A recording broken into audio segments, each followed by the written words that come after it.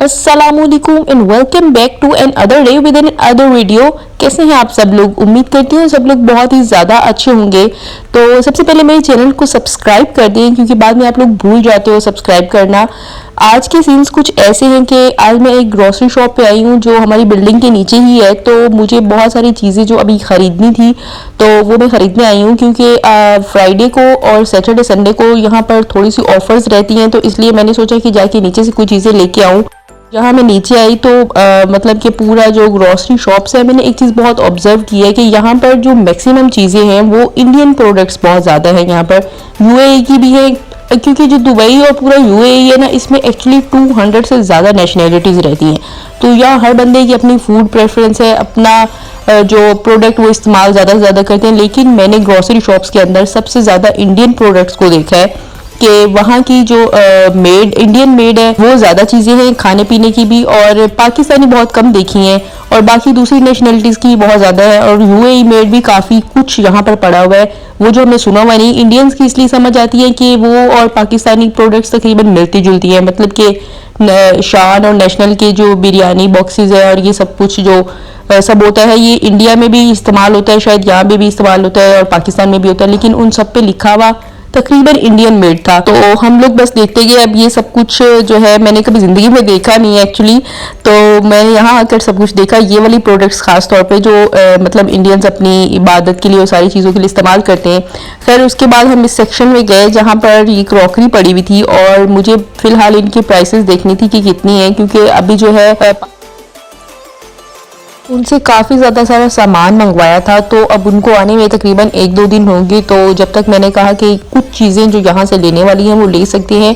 मुझे पिछली जो बात मैं करी थी कि इंडियन मेड यहाँ पर है, मुझे उन चीज़ों से मतलब कोई मसला नहीं है। मुझे खुशी है कि आप अगर कनाडा और यूएसए वगैरह में जाओ ना, वहाँ इन चीज़ों के मसाइल बहुत ज़्यादा होंगे कि आपको चीज़ों की समझ नहीं आएगी कि कौन सी खाएँ और कौन सी नहीं खाएँ।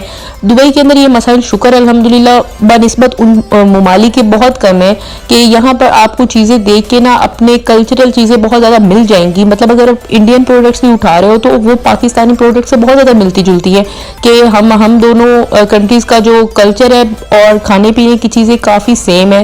तो हमें इस तरह की मुश्किलात यहाँ पर आई कि हम देखते ही रह जाए ब्रांड को कि ये किस चीज़ की है, पता नहीं बाहर के हैं और इसको कैसे इस्तेमाल करते। वो चीज़ें हमने यहाँ देखी जो पहले देखी हुई थी, वो इंडियन ड्रामों में देखी हूँ या पाकिस्तानी ड्रामों में देखी हूँ या किसी तरीके से भी आपने देखी, वो सब चीज़ें देखने को मिल रही थी। खैर यहाँ पर जो है ये ब्रेड जो है कैप्रिकॉर्न की, ये मुझे सबसे ज़्यादा पसंद आई। और यहाँ पे वाकई जितने पैसा आप लगा रहे हो ना, तो उसकी जो रिटर्न में आपको चीज़ मिल रही है वो वाकई ही चीज़ है, वो उतनी ही उसकी क्वालिटी अच्छी है और आपको दुख नहीं होगा कि वाकई आप पैसा खर्च करके ज़ाया नहीं कर रहे हो। क्योंकि हमारे जो ममालिक हैं उनमें थोड़ी सी ये चीज़ बहुत ज़्यादा है कि आप पैसा तो चीज़ का पूरा दे रहे हो लेकिन आपको जो चीज़ मिल रही है वो उतनी ज़्यादा अच्छी नहीं है। और यहाँ पर ये वाले जो 2-3 कंपनीज़ हैं जिनके ये ज़्यादा मसाले हैं, तो मुझे इनका ना ये टेस्ट, ये ब्लू वाला जो लिखा हुआ है ये इसका मैंने एक गरम मसाला लिया था लेकिन उसका टेस्ट मुझे पसंद नहीं आया, पता नहीं वो यूएई मेड है शायद ये वाला। तो मैं घर जाके इस्तेमाल भी किया लेकिन मुझे कोई ख़ास उसका जायका नहीं आया। तो इसलिए जो मैंने अम्मी को फ़ोन किया, भाई आ रहा है कोई वहाँ से तो प्लीज़ ये वाले मसाले कम से कम हमारे लिए भेज दीजिए और ताकि हम वो इस्तेमाल करें। और बाकी जो है ये दूसरे जो मसाले हैं वो अभी तक फ़िलहाल मैंने यूज़ नहीं किए। तो आहिस्ता आहिस्ता लेंगे, यहाँ रहेंगे तो चीज़ों का पता चलता रहेगा, इन्फॉर्मेशन आती रहेगी और शायद हम इन जायकों के आदी इतने हो जाए कि हम पाकिस्तानी चीज़ें ना खाएं और वहाँ के मसालों को भूल जाए। हो सकता है, हो नहीं भी सकता, लेकिन जहाँ इंसान रहता है मेरे ख्याल से वहाँ की चीज़ें इस्तेमाल करे तो फिर आहिस्ता आहिस्ता वहाँ का आदी हो ही जाता है। और यहाँ पर मैं फिर चिकन देखने आई थी जो मतलब कि बने बनाए थे, रेडीमेड चिकन होते हैं और उनको मसाले वसाले सब लगे हुए थे। इस तरह वो फ्रीज़ करके पैक करके इन्होंने रखे हुए हैं जो मतलब कि अब आप घर ले जाओ और फ़ौरन से आप गर्म करके खा सकते हो। और इसके अलावा यहाँ पर जो दूसरे नगेट्स वगैरह और चिप्स और सब चीज़ें इस तरह की फ्रोज़न आपको मिल जाएंगी। लेकिन यहाँ पे आप दिल तसल्ली एक ये भी रहती है कि कोई भी चीज़ इस पर इनकी ग्रॉसरी शॉप्स पे इतनी चेकलिस्ट और सब कुछ है कि ये कुछ भी गलत बेच सकते ही नहीं है। मतलब कि आप तसल्ली से चीज़ें खरीद सकते हैं कि फ्रोज़न आइटम भी पड़े तो आपको नुकसान नहीं पहुंचाने वाले, क्योंकि ये बहुत ही फ्रेश और जल्दी जल्दी वाली जो प्रोडक्ट्स होती है ना, मतलब आपको ये नहीं एक डर रहेगा दिल के अंदर कि आप चीज़ खरीद रहे हो तो पता नहीं यार कितनी पुरानी पड़ी होगी, अच्छी होगी सेहत के लिए कि नहीं होगी।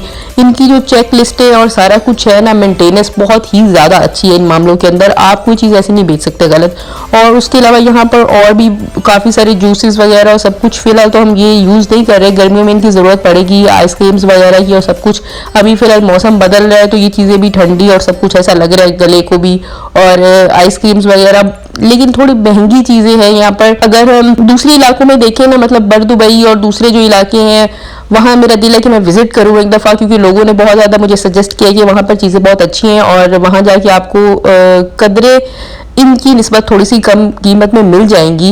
और चावल जो है यहाँ पर माशाल्लाह से इंतहाई महंगे हैं। पाकिस्तान के जो मेहरान के चावल हैं वो मुझे यहाँ पर नज़र आए, और उसके अलावा ये इंडियन गेट्स बहुत ज़्यादा पड़ा हुआ था और सब इसकी तारीफ भी कर रहे थे कि बहुत अच्छी है। और लेकिन पाकिस्तानी प्रोडक्ट्स यहाँ देखे मुझे बहुत दुख हुआ कि एक दो किस्म के ही चावल पाकिस्तानी पड़े हुए थे, मेहरान के और शायद एक और मुमताज़ नाम के आई थिंक वो पड़े हुए थे, और एक आधे और पड़े थे। ये दावत मेरे ख्याल से इंडियन चावल थे, और दावत और इंडियन गेट की बहुत ज्यादा तारीफें सुनी। और मेहरान फिर मैंने यहाँ से लिया और उसको यूज करके भी देखा, मेहरान की वाकई क्वालिटी बहुत ही ज्यादा अच्छी थी। चावलों के हवाले से मैं दुबई में भी बहुत ज्यादा कंफ्यूज हूँ, क्योंकि चावलों की इतनी ज्यादा किस्में यहाँ पर मौजूद हैं कि आप सोच नहीं सकते हो। क्योंकि यहाँ पर तकरीबन इजिप्शियन राइस और कोई अजीबो गरीब सी किस्में, और केक देख के तो हम यहाँ पर हैरान ही रह गए। मतलब कि आप, मैं क्या कहूँ, प्राइसेस खुद ही देख लो, 55 दिरहम का एक ये इतना सा केक है। तो अब आप इसको पाकिस्तानी इंडियन पैसों में कन्वर्ट करके देख लो कि कितना महंगा केक मिल रहा है यहाँ पर। और फिर हम इस वाले सेक्शन में आए क्योंकि आज हमें चिकन वगैरह भी खरीदना था, क्योंकि ऑफर्स थी, तो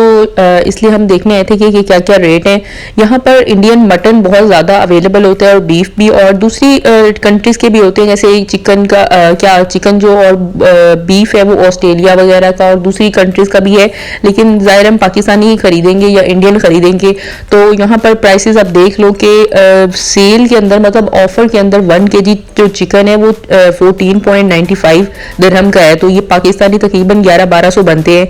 मुझे याद है जब पाकिस्तान में 500-600 रुपए किलो चिकन हुआ था तो बहुत शोर शराबा हुआ था, कितना ज़्यादा महंगा, इतना ज़्यादा महंगा कैसे खरीदेंगे। तो यहाँ अंदाज़ा आप लगा लो कि 1200, तकरीबन आप ऑफर में 1200 रुपए पाकिस्तानी का चिकन 1 kg खरीद रहे हो।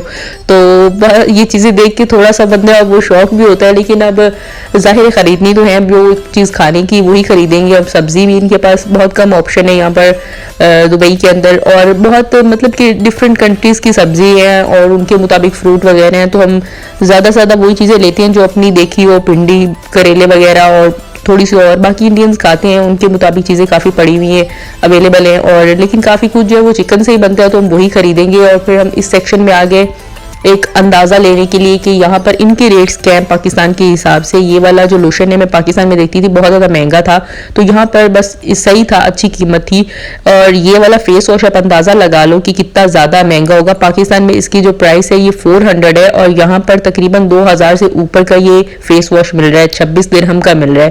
तो बस अब अंदाज़ा लगाते हैं जो इन चीज़ों का कि यहाँ पर जो मेकअप प्रोडक्ट्स हैं और ये वाली प्रोडक्ट्स बहुत ज़्यादा महंगी हैं। फिर यहाँ पर हम आए, थोड़ा सा जो चाय की पत्ती है ना, वो चीज़ समझ से बाहर है मेरे। यहाँ पर हमने येलो लिप्टन ली थी, येलो लेबल ली थी आई थिंक, हाँ वो हम यूज़ कर रहे थे, लेकिन मुझे उसका जायका बिल्कुल भी पसंद नहीं आ रहा था। और बाकी जो है यहाँ मैं टी देख रही थी कि कौन कौन सी पड़ी हम यूज़ कर सकते हैं। हम इनकी टी यूज़ करेंगे तो अच्छा मज़ा आएगा, लेकिन पाकिस्तानी टी वाला जो जायका है वो मुझे अभी फ़िलहाल नहीं पसंद आ रहा कहीं भी। और वो चीज़ हमने मंगवाई है पाकिस्तान से, और उसके बाद यहाँ पर अंडों पर भी ऑफर्स लगी हुई थी। और यहाँ पर बहुत एहतियात का काम है, आपको बहुत फूंक फूंक के चीज़ें देखनी पड़ती है, क्योंकि बहुत किस्म के यहाँ पर अंडे पड़े हुए हैं। तो खैर हमने अंडे वगैरह कुछ चीज़ें ख़रीद ली थी रात को, और कुछ अभी ख़रीदेंगे। बस यहाँ पर दिवाली और इस तरह की शॉपिंग वगैरह के लिए इन्होंने जो फ्रंट वाले जगह होती है वहाँ पर ये सब कुछ रखा हुआ था।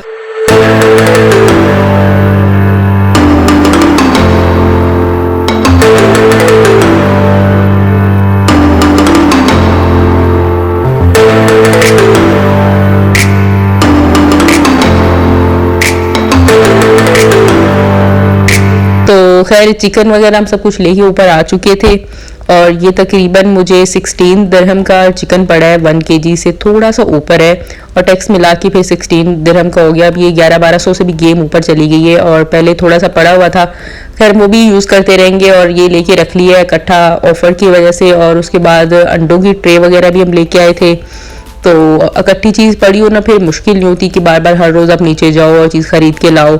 और बस इसी तरह चीज़ें हम इकट्ठी ले लें। आपको मंथली ग्रॉसरी यहाँ पे करनी चाहिए, लोग वीकली करते हैं वीकेंड पे, और उन जगहों से करते हैं जहाँ पर चीज़ें बहुत ज़्यादा थोड़ी रीज़नेबल प्राइसेस में होती हैं। लेकिन ये वो लोग होते हैं जिनके पास अपनी कार वगैरह अवेलेबल है, तो आप दूर दूर इलाकों में भी जाके खरीदारी कर सकते हो। फिलहाल हमारे पास ऑप्शन नहीं है और हमें बस पे जाना पड़ता है, और यहाँ से इंशाल्लाह हम जब निकलेंगे सिलिकॉन ओएसिस में या जो इंटरनेशनल सिटी में रहेंगे, तो वहाँ जो चीज़ें और ग्रोसरी शॉप्स हैं वो यहाँ की निस्बत बहुत ज़्यादा हैं, और वहाँ जो रेट्स हैं वो भी डिफरेंट होंगे, तो हमें वहाँ ज़्यादा अंदाज़ा बेहतर हो सकेगा। फिलहाल तो हम 1-2 शॉप्स पे ही रिलाई कर रहे हैं और वहाँ से चीज़ें खरीद रहे हैं। तो इंशाल्लाह हम नेक्स्ट मंथ जो है वो सिलिकॉन ओएसिस में चले जाएंगे, या उसके बाद इंटरनेशनल सिटी वगैरह में हम मूव करेंगे, या इधर उधर दुबई वगैरह में मूव नहीं करेंगे। मतलब जाएंगे तो हमें रेट का अंदाज़ा होगा कि वहाँ कैसी चीज़ें हैं और किस तरह की है।